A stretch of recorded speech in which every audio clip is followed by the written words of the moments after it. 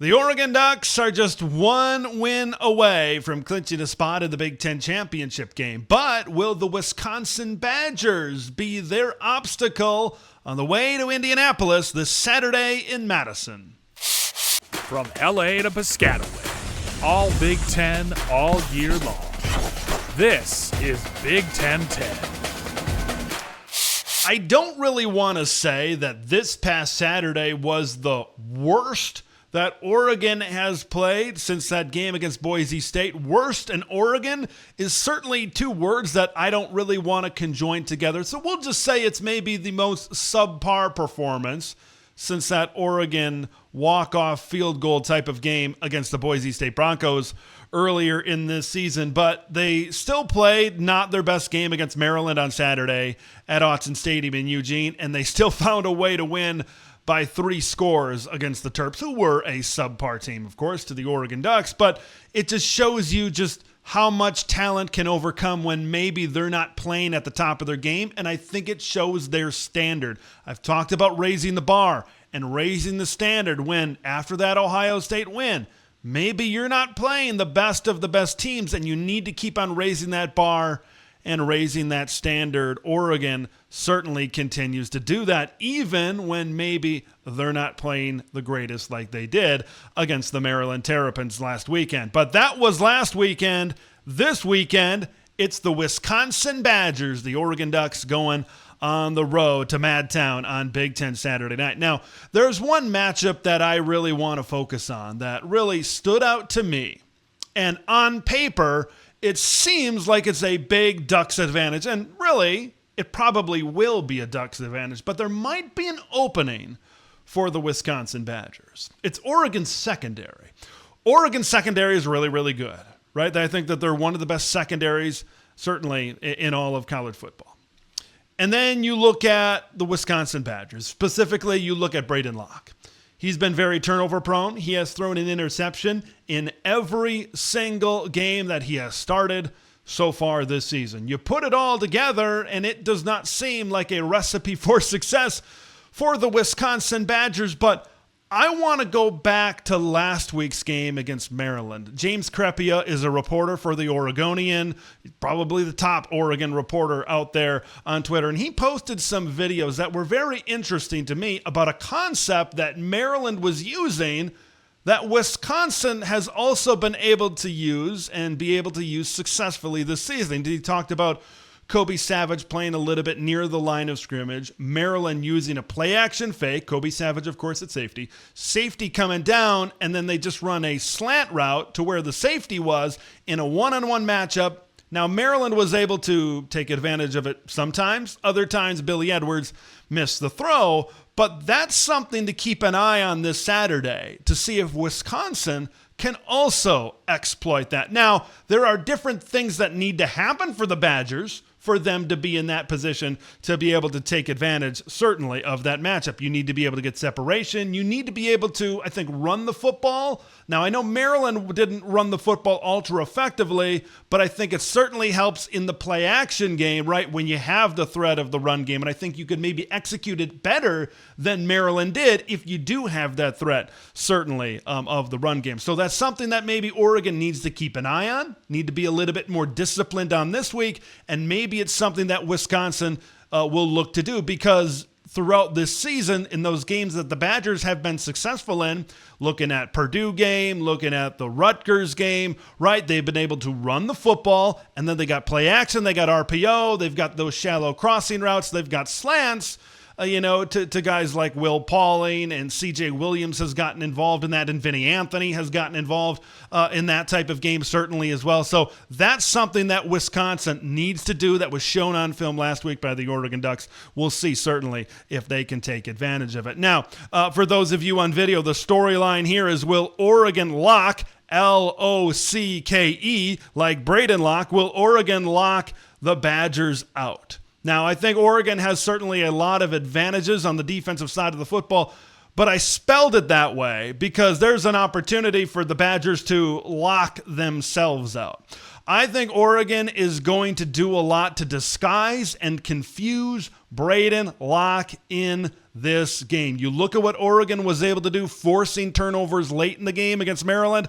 I think that they're going to be able to force turnovers against Braden Locke. It could start up front, right, where you show like a 5-man front or something and you drop 2, right, and now there's more guys back in coverage. And then when you talk about coverages, you show man, you play zone, and the other way around. You show zone and you play man. Ohio State has done that with their coverages, and it's been successful for them in a lot of games this season. And Braden Locke is not the best at really identifying and reading defenses. He's not at the top of the Big Ten. He's certainly not at the top of college football. Like, you look at that game against Penn State where Jaden Reed was just sitting there and Braden Locke just didn't see him. If Oregon can kind of do different things at the defensive line in terms of bringing pressure, showing pressure, dropping back, doing all sorts of different things there, and then in the coverages, I think mixing things up is going to create a lot of advantages, certainly for the Oregon Ducks in this football game. Pre-snap versus post-snap.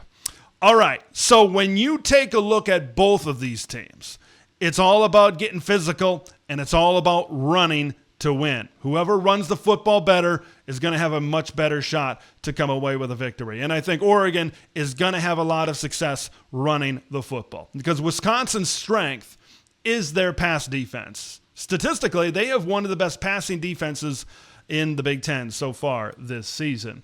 The Badgers have given up 502 yards combined on the ground over the last 2 games. And Oregon now has a legit 1B at running back, a 2-headed monster. Now that Noah Whittington is really starting to progress off of that injury that he was coming off of, and now he's really starting to come into his own, and he's getting a lot more carries. 13 carries, 77 yards. He was the leading rusher last week against the Maryland Terrapins. I think Oregon, a semifinalist, that offensive line, semifinalist for the Joe Moore Award. I think the Ducks are going to line up, and I think they're going to get physical. I think that they are going to punch Wisconsin in the mouth. They're going to go right at them for many different reasons because they have a very strong advantage, and that is a Wisconsin weakness right now. I said it coming into the season. The Wisconsin front, the Wisconsin defensive line is going to be outmatched, and I think Oregon is going to really flex their muscle. I think Oregon is going to really show that. And then when they continue to run downhill and they get a lot of that confidence going and things are really working well in that run game, that's when you hit Evan Stewart. That's when you hit Trayshawn Holden. Wisconsin needs to desperately run the football in this game. It's funny because I actually said this about Graham Mertz. Remember him? Graham Mertz, when he was the quarterback at Wisconsin, I said they need to protect themselves from Graham Mertz. And the same is true for Braden Locke.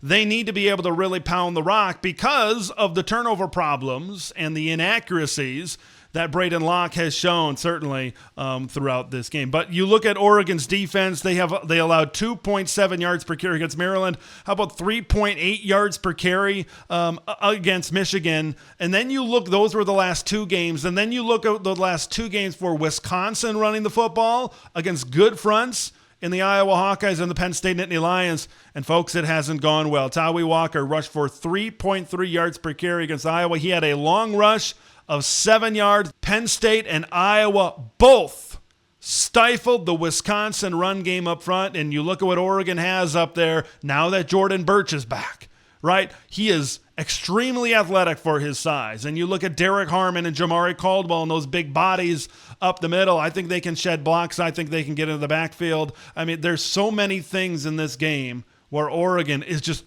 flat out better than the Wisconsin Badgers at, certainly. Let's finish and talk about Wisconsin, and I mentioned this with the Alabama game. They need to find a way to create shortcuts. What have we kind of laid out so far? If you play Oregon, if you're running side by side with the Oregon Ducks and you're not creating shortcuts, you're going to lose by 3 scores. You're going to lose by 4 scores. It was the same with Alabama, and look what happened in that football game earlier in the season. They need to play a clean game. They can't have Braden Locke create turnovers. They can't have Oregon create turnovers on Braden Locke, and they need to create turnovers themselves. They need to take chances down the field. Phil Longo has to put Braden Locke into favorable situations. Okay, you just can't take chances on 3rd and 10 or 3rd and 11 when everybody knows that they're going to try to at least go 15 to 20 yards down the field. Right? I've seen this with Phil Longo this season where he does not help Braden Locke out much at times where it's 1st down, they don't get anything. Maybe it's 2nd down and they get a yard. And now all of a sudden it's 3rd and 9 and the defense is pinning their ears back and they're doing different things in coverages because they know what's coming.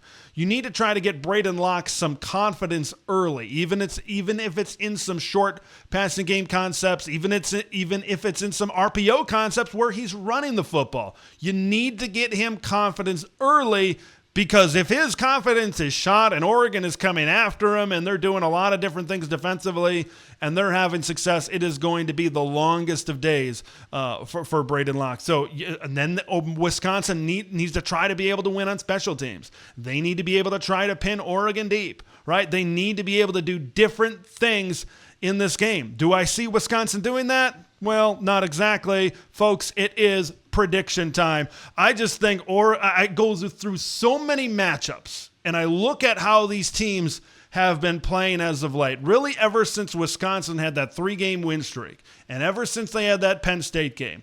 Now I think you're starting to see the Badgers' true colors a little bit with those Penn State games and with those Iowa games, and those true colors aren't ones that look very good to Wisconsin Badger fans right now. There's not a lot of openings for Wisconsin, and there are a whole lot of openings for Oregon. They're just bigger, they're faster, they're stronger, they're certainly more athletic. I think the Ducks roll in this one. I've got the final score, Oregon 37 and Wisconsin 13 on Big Ten Saturday night. Those are my thoughts. What are your thoughts? Leave all of your score predictions in the comments below. I'm Big Ten Ted. We will see you in the next one.